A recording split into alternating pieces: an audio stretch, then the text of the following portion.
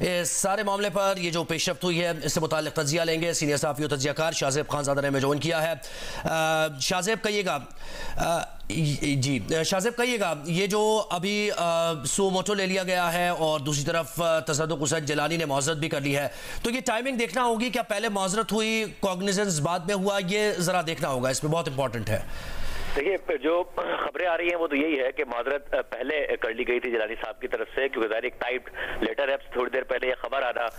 कि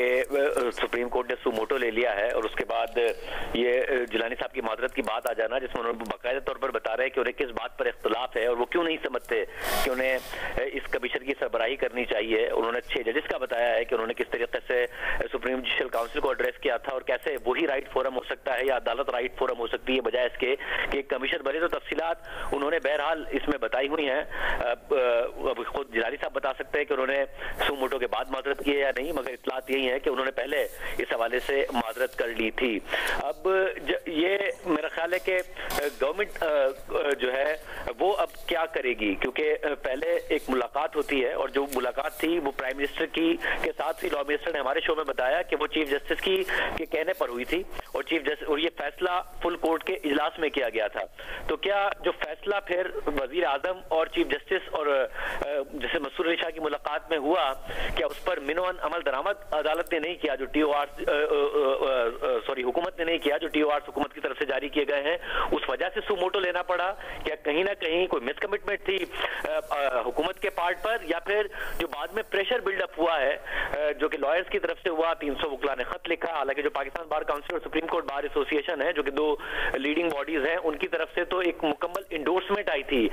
इस कमीशन की कि कमीशन बनाया जा रहा है, तो उनकी तरफ से तो मुकम्मल इत्मीनान का इज़हार किया गया था। तो क्या वजह बनी है कि अदालत को सुमोटो लेना पड़ा? वो क्या जिलानी साहब का रिफ्यूजल है या फिर अदालत या फिर हुकूमत ने मुकम्मल तौर पर TORs में टर्म्स ऑफ रेफरेंस में उसकी पासदारी नहीं की, उस कमिटमेंट को पूरा नहीं किया? ये देखना होगा। मगर बहरहाल शोर क्योंकि बहुत ज्यादा मच रहा था और बहुत ज्यादा डिमांड की जा रही थी, जो कुछ 6 जजेस ने लिखा है उसकी इंक्वायरी बहुत ज्यादा लाजमी है, उसे इग्नोर नहीं किया जा सकता, अंडर द कारपेट नहीं डाला जा सकता, उल्टा उन्हीं के ऊपर इल्जाम नहीं लगाया जा सकता कि आपने क्यों लिखा है कि जी आपकी टाइमिंग ठीक नहीं है या आप खुद नोटिस ले लेते। जाहिर है ये सवालात अपनी जगह जरूर पैदा होते हैं, मगर उसके बावजूद जो कुछ उन्होंने कहा है, जो कुछ उन्होंने लिखा है, उसकी मुकम्मल तौर पर इंक्वायरी, साथ ही जिम्मेदारी डालना उन इदारों पर और उन शख्सियात पर जो जिन्होंने उन 6 जजेस के साथ ये सब किया कि किसी के मुबैना तौर पर जो रिश्तेदार है उसको उठाकर टॉर्चर करना, किसी के घर में कैमरे फिक्स कर देना और रिकॉर्डिंग डिवाइसेस फिक्स कर देना, ये वो इल्जामात हैं जो काफी टाइम से